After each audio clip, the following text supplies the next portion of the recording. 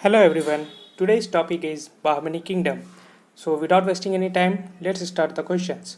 First question is the Delhi Sultan during whose period Bahmani Kingdom was established in Deccan.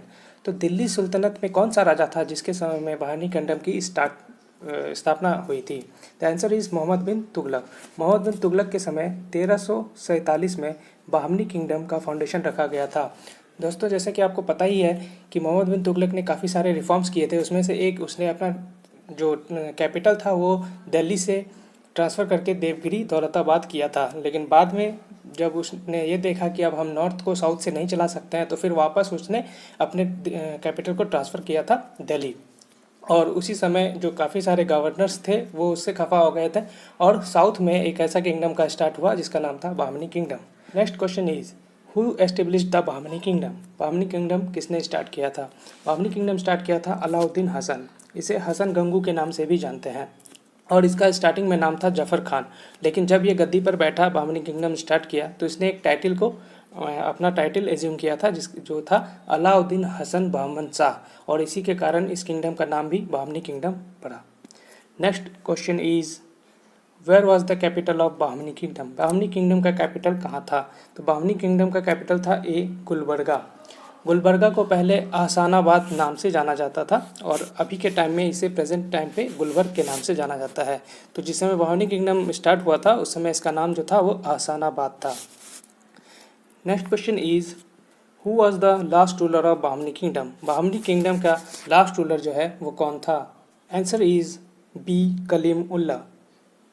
Kaleem Ulla जो था वो बाहमनी kingdom का सबसे लास्ट रूलर था। Next question is Mohammad Shah third was succeeded by his minor सन।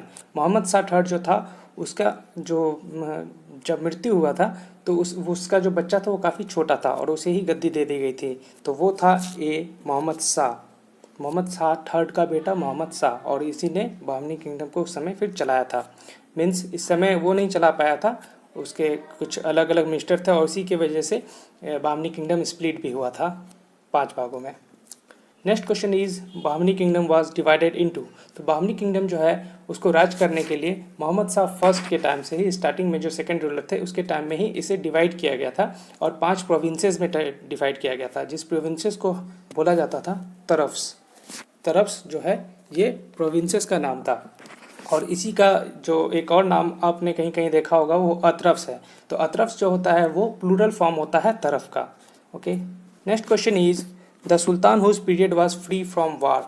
तो ऐसा कौन सा सुल्तान था बाहमनी किंगडम में जिसका टाइम पीरियड जिस समय उसने राज किया था उस समय कोई भी वार उसने नहीं लड़ा था? The answer is D Mohammad Shah second. Mohammad Shah one के बाद एक रूलर आया था, उसके बाद मोहम्मद शाह सेकेंड आया था। Next question is the sultan who was regarded as second Aristotle. तो सेकेंड एरिस्टोटल के नाम से किसे जाना जाता है? The answer is A Mohammad Shah first. जैसा कि आपको पता है कि मोहम्मद शाह सेकेंड, जैसा कि आपको पता है कि मोहम्मद शाह सेकेंड जो है ये इसने कोई वॉर नहीं लड़ा था, तो जिसके कारण इसे ये उपाधि मिली थी second Aristotle. Next question is who was the greatest ruler in the Bahmani kingdom? ये काफ़ी इंपॉर्टेंट क्वेश्चन है कि greatest ruler in Bahmani kingdom. तो ग्रेटेस्ट रूलर जो था वो था सी फिरोज शाह। इसके टाइम में काफ़ी सारे युद्ध इसने लड़े थे और वो जीता था, इसीलिए, और एक हारा भी था, लेकिन इसने मैक्सिमम युद्ध को जीता भी था, तो इसीलिए ग्रेटेस्ट रूलर इसे बोला जाता है। एक क्वेश्चन यहाँ से एक और बनता है कि बाहमनी किंगडम जो है वो सबसे ज़्यादा एक्सपैंड किस समय हुआ था, सबसे मैक्सिमम एरिया में कब था? तो वो था मोहम्मद शाह थर्ड के समय, जिस समय मोहम्मद गवान जो थे वो उसका प्राइम मिनिस्टर था। उस समय सबसे ज़्यादा वो अपने मैक्सिमम एरिया में था। तो ये दो में आपको कंफ्यूज नहीं होना है। जो ग्रेटेस्ट रूलर है वो फिरोज शाह, और मोहम्मद गवान के समय में जब वो मिनिस्टर था तो उस समय सबसे मैक्सिमम एरिया में बाहमनी किंगडम फैला हुआ था। Next question is the sultan who forced Vijayanagar ruler to enter into a humiliating treaty by marrying one of his daughters. तो इसका आंसर होगा बी फिरोज शाह। फिरोज शाह ने हराया था देव राय फर्स्ट को, और उसके बाद एक ट्रीटी उससे साइन हुई थी जिसके कारण उसको अपना राज्य बचाने के लिए अपनी बेटी को उससे शादी करवाना पड़ा था फिरोज शाह से। Next question is the sultan who built Firozabad near Gulbarga. तो गुलबर्ग के पास फिरोजाबाद जो है शहर किसने बनवाया था? Answer is A Firoz Shah. Firoz Shah ने भीमा नदी के किनारे पे, भीमा। ये जो है भीमा नदी जो है ये ट्रिब्यूटरी है कृष्णा नदी की, तो इसी के किनारे पे एक शहर बसाया गया था जिसका नाम है Firozabad. Next question is who built A Jama Masjid eight Gulberg. तो जामा मस्जिद गुलबर्ग में किसने बनवाया था? The answer is B Mohammad Shah first. आपको पता है जामा मस्जिद जो दिल्ली में है वो किसने बनवाया है? वो शाहजहां ने बनवाया है। और जो गुलबर्ग में है वो Mohammad Shah first. Next question is during whose period the capital of Bahmani kingdom was shifted from Gulbarga to Bidar. तो गुलबर्ग से बीदर किसने अपने कैपिटल को शिफ्ट किया था, ट्रांसफ़र किया था? The answer is C Ahmad Shah. Ahmad Shah जो है ये एक रूलर था जो कि फिरोज शाह के बाद आया था और इसने अपने कैपिटल को गुलबर्ग से बीदर ट्रांसफ़र किया था। उस समय गुलबर्ग का नाम मैंने आपको बताया अहसानाबाद था और बीदर का नाम जो है मोहम्मदाबाद के नाम से भी जाना जाता है। तो आपको अगर क्वेश्चन से ये पूछा जाए तो आपको ये समझना है कि बीदर और मोहम्मदाबाद जो है एक ही, आपको कंफ्यूज नहीं होना है, एक ही है वो बीदर, अभी का नाम बीदर है और उस समय मोहम्मदाबाद नाम था उसका। Next question is who was nicknamed as Zalim or the operation due to his cruelty. तो क्रुएलिटी के कारण तो आपको पता होना चाहिए कि बहमनी किंगडम में भी एक रूलर आया था जिसका नाम हुमायूं था और इसका जो टाइटल मिला था इसको जालिम मिला था क्योंकि काफ़ी ज़्यादा क्रूर था। ये ज़्यादा नहीं 2-3 साल तक ही इसने शासन किया था और इसने ही मोहम्मद गवान को अपना मिनिस्टर बनाया था। और बाद में जब मोहम्मद शाह थर्ड, वो भी एक माइनर था, 9 साल की उम्र में उसे गद्दी मिल गई थी, तो वो जो है उस टाइम पे जब वो फिर बड़ा हुआ तो प्राइम मिनिस्टर की गद्दी दी गई थी मोहम्मद गवान को और मोहम्मद गवान ने ही पूरा रूल किया था as a prime minister. Next question is during whose period Mohammad Gawan was appointed as a minister. तो मिनिस्टर के तौर पे ये हुमायूं 11th रूलर था, उसके टाइम पे ही ये अपॉइंट हो गया था। Next question is Bahmani kingdom was disintegrated into 5 kingdoms during the period of.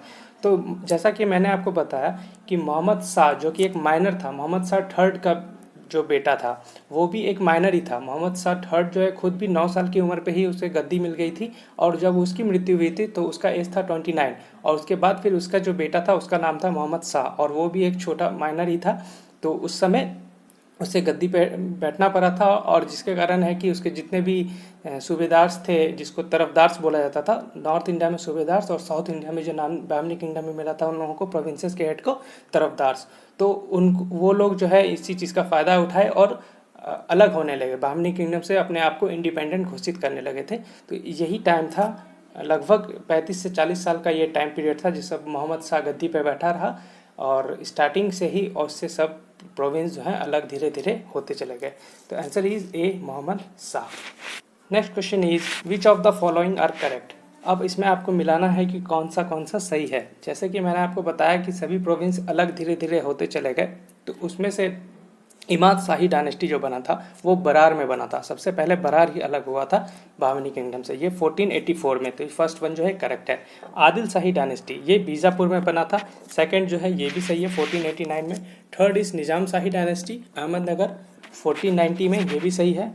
Fourth is Qutub Shahi dynasty Golconda 1518 में और ये भी सही है।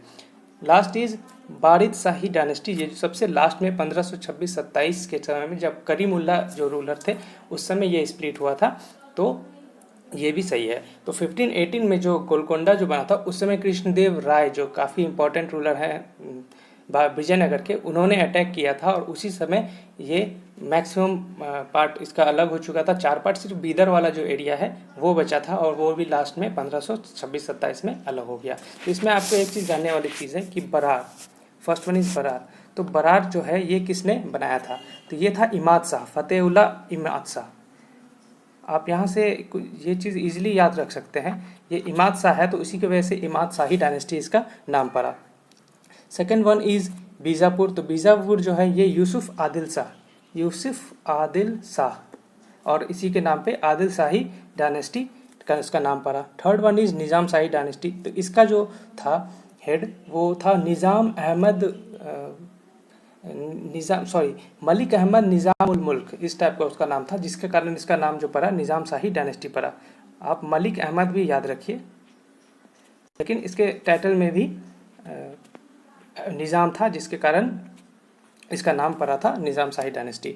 Fourth one is Qutb Shahi dynasty. Qutb Shahi dynasty जो है ये स्टार्ट किया था कुली कुतुब शाह ने। कुली कुतुब शाह, कुली इसमें आप ऐड कर लीजिए, कुली कुतुब शाह, उसी के नाम पे इसका पड़ा Quli Qutb Shahi dynasty.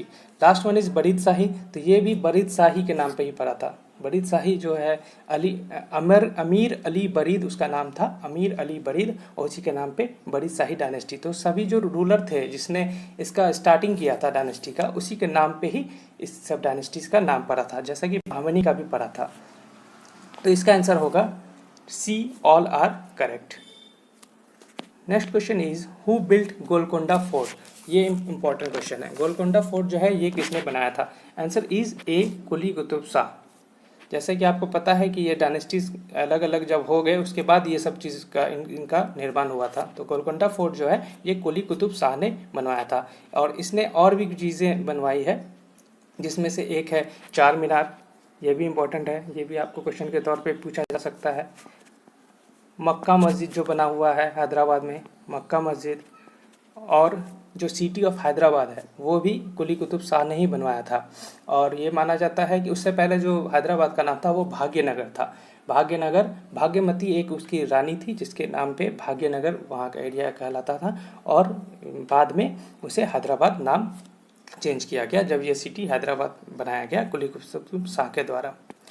Next question is who built Gol Gumbaz at Bijapur.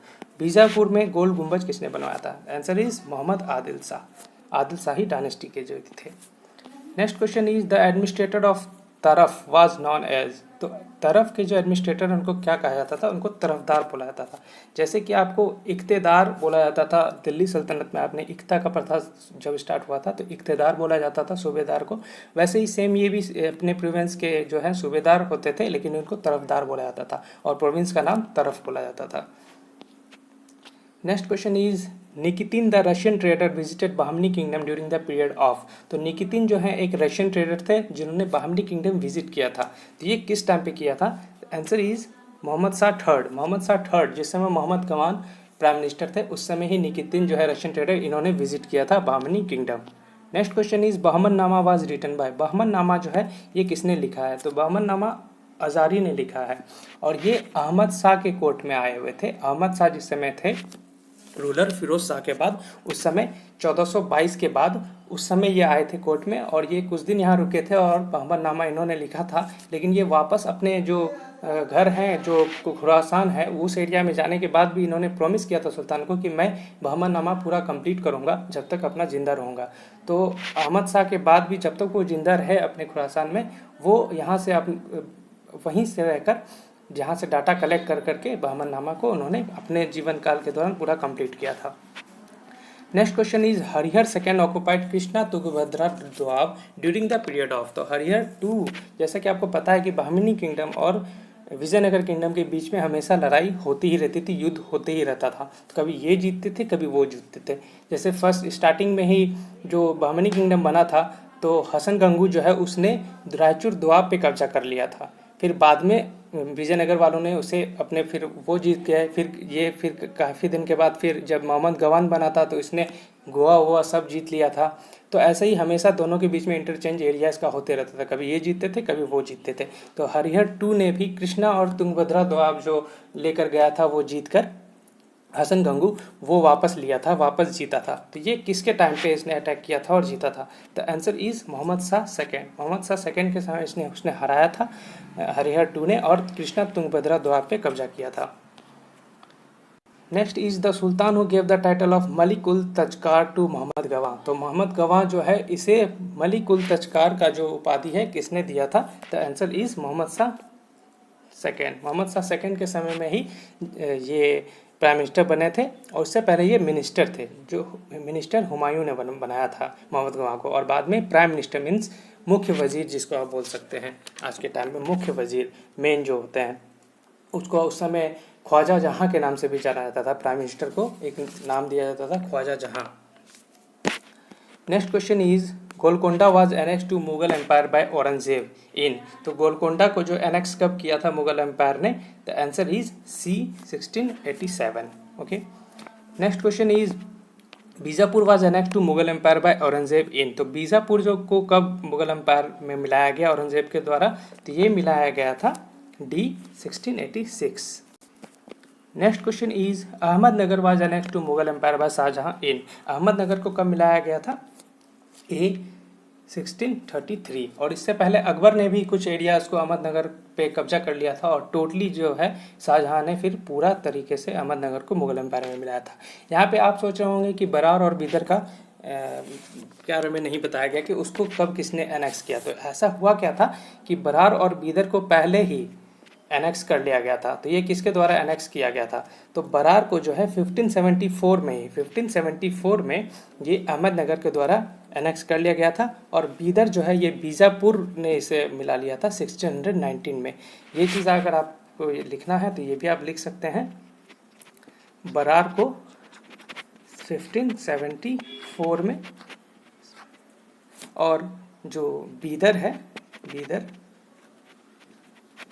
इसको 1619 में 1619 में मिला लिया गया था। बीदर को मिलाया था बीजापुर ने, आप ऐसे याद रखिए, बीदर बीजापुर, और बरार को अहमदनगर ने। Okay, so these were the questions, this was the last question. और अगर आपको ये वीडियो अच्छा लगा हो तो इसे लाइक करें, शेयर करें और हमें कमेंट में बताएं कि आपको ये वीडियो कैसा लगा। और अगर इसका PDF आपको चाहिए तो इसका लिंक डिस्क्रिप्शन में दिया हुआ है, वहाँ से आप PDF डाउनलोड कर सकते हैं। Thank you, have a nice day.